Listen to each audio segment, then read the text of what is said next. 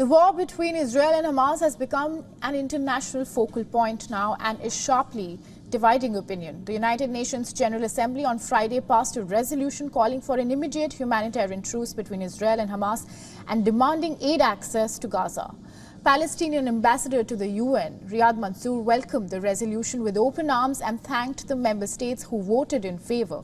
Mansour reiterated Palestinians' call for an immediate humanitarian truce in Gaza. Today, the General Assembly declared that a call, stop the war and stop it now, send the humanitarian assistance now at scale, and also stop the ethnic cleansing and the killing and protect the Palestinians, protect the civilians. All these things were contained in this General Assembly resolution. Therefore, we will take it. The Security Council has to take it. Meanwhile, the new U.S. House Speaker Mike Johnson has spoken with Israeli Prime Minister Benjamin Netanyahu, expressing solidarity with Israel. Johnson took to social media platform X and he wrote, "Israel faces an existential threat daily. They're surrounded by hostile neighbors who don't acknowledge their right to exist. We are united with our greatest ally." Meanwhile, the European Union has reiterated its position, calling Hamas's attacks terror activities. EU is urging Hamas to release Israeli hostages without any precondition. The EU's position is well known. The EU reiterates our condemnation in the strongest possible terms of Hamas for its brutal and indiscriminate terrorist attacks across Israel.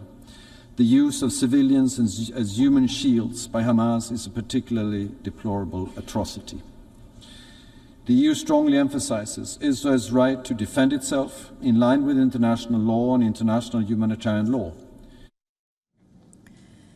The international non-governmental organization Human Rights Watch believes that near-total telecommunications blackout in Gaza risks providing cover for quote-unquote mass atrocities. As per the group's senior human rights researcher, information blackout risks providing cover for mass atrocities and contributing to impunity for human rights violations. India too has abstained from voting at the UNGA. India's Deputy Permanent Representative Ambassador said that the October 7th attacks are shocking and has called for an immediate ceasefire. Civilians, especially women and children, are paying with their lives. This humanitarian crisis needs to be addressed. We welcome the international community's de-escalation efforts and delivery of humanitarian assistance to the people of Gaza.